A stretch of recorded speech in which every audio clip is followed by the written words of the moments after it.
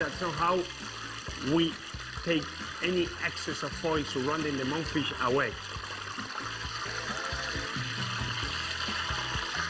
And now we get a beautiful plate like this, and the only thing we need to do is plate it, put a piece of lemon on each side, and for a second we can think that we are in Asturias, in Tazones. That's the good thing about cooking. Any dish somehow can bring you back to another country, to another part of the world, in this case, to Spain. And you know what? This is so good that while I'm eating this, I think I'm gonna take you back to Spain right now.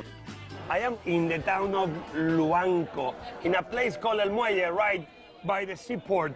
And here you can eat a very special delicacy, percebes, gooseneck barnacle.